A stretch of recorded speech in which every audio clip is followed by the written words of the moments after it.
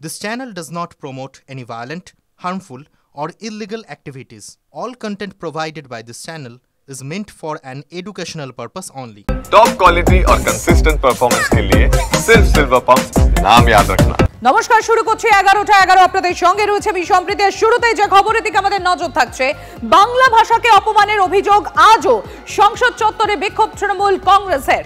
জ্যোতির্ময় রয়েছেন আমাদের সঙ্গে, আমি কথা বলে নেব। জ্যোতির্ময়, এই বাংলা ভাষাকে অপমানের অভিযোগে লাগাতার তৃণমূল কংগ্রেসের এই যে বিক্ষোভ সেটা চলছে। দেখো, তৃণমূল কংগ্রেস যে সিদ্ধান্ত নিয়েছে যে যতদিন পর্যন্ত সংসদ চলবে প্রত্যেক দিন সংসদ চত্বরে তারা এসআইআর এবং বিশেষত বাঙালির ওপরে আক্রমণের ইস্যু নিয়ে তারা লাগাতার ধর্ণা অবস্থান চালাবেন এবং আজও আমরা সেই একই ছবি দেখতে পাই।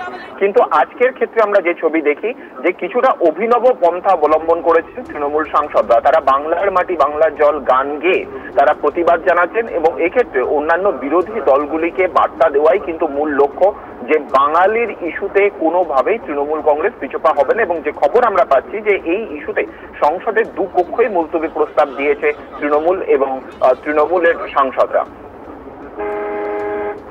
ধন্যবাদ জ্যোতির্ময়। আমরা কথা বলছিলাম, আমাদের প্রতিনিধি জ্যোতির্ময় কর্মকার ছিলেন আমাদের সঙ্গে।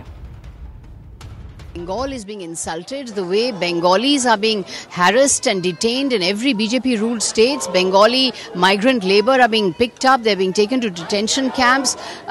The language Bangla was called Bangladeshi by a Delhi police officer. This is an insult to Bengal, it's an insult to Bangla. Bangla is the language of Rabindranath Tagore, of Netaji Subhash Chandra Bose, of Bankim Chandra Chattopadhyay, who has composed Vande Mataram, which is our national song. Our national anthem is composed by Rabindranath Tagore. So to insult Bengal and to insult Bangla is to insult the idea of India. Bangla ভাষা নিয়ে আন্দোলনে সংসদে তৃণমূলের পাশে কংগ্রেস। বাংলা ভাষাকে বাংলাদেশি ভাষা বলে উল্লেখের অভিযোগ দিল্লি পুলিশের বিরুদ্ধে। ঘটনায় লোকসভায় মুলতবি প্রস্তাব জমা কংগ্রেস সাংসদ মানিকম টেগোরের। প্রশ্ন তুললেন দিল্লি পুলিশের ভূমিকা নিয়েও।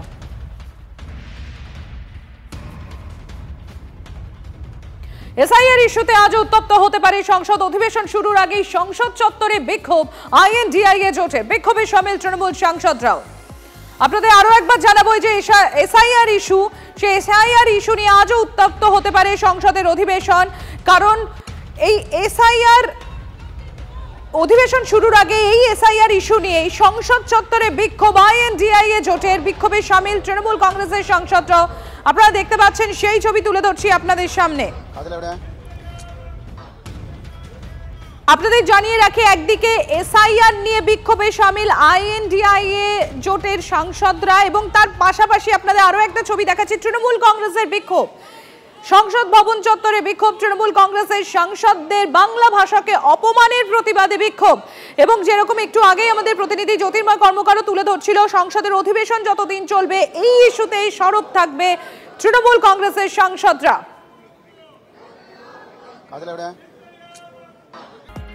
আর আজ রাহুল গান্ধীর বাসভবনে আইএনডিআইএ জোটের নৈশভোজ বৈঠক।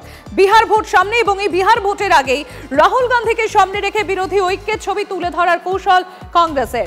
বৈঠকে যোগ দেওয়ার কথা অভিষেক বন্দ্যোপাধ্যায়ের। আগামী 11ই আগস্ট নির্বাচন কমিশন অভিযানের রূপরেখা নিয়েও এখানে আলোচনা হতে পারে এই বৈঠকে, এই নৈশভোজে। সংসদে এসআইআর নিয়ে বিরোধীদের ফ্লোর কোঅর্ডিনেশনের বিষয়ও উঠে আসবে এই আলোচনায়। নৈশভোজ বৈঠকে অন্যতম এজেন্ডা উপরাষ্ট্রপতি নির্বাচন। বিরোধী জোটের প্রার্থী কে হবে সেই নিয়ে তুঙ্গে জল্পনা।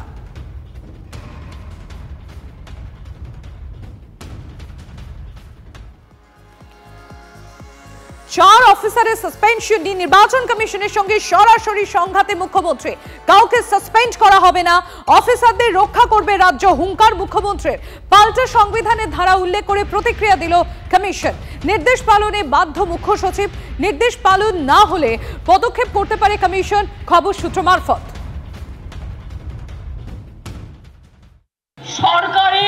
সরকারি কর্মচারীদের ভয় দেখানো হচ্ছে। আমার দুজন অফিসারকে নোটিশ পাঠানো হয়েছে কিনা তাকে সাসপেন্ড করা হলো। আমরা বলি তোমার ইলেকশন এখন ডিক্লেয়ার হয়েছে, কোন আইনের বলে তুমি নোটিশ পাঠিয়ে দিচ্ছ, সাসপেন্ড করছো আর বলে দিচ্ছ এফআইআর করতে হবে না। আমি কারো কোনো পানিশমেন্ট করতে দেব না, এটা মাথায় রাখবেন। ভয় পাওয়ার কোনো আপনাদের প্রোটেক্ট করার দায়িত্ব আমাদের। আমরা আপনাদের রক্ষা করব জীবন দিয়েও। কোনো চিন্তা করবেন না, কেউ হতাশ হবেন না।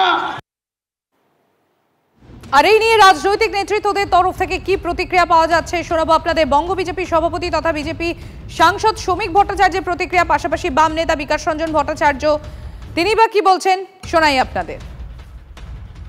তিনি যেভাবে রাজ্য নির্বাচন কমিশনকে পরিচালনা করেন, তিনি ভাবছেন দেশের নির্বাচন কমিশন সেভাবে পরিচালিত হচ্ছে?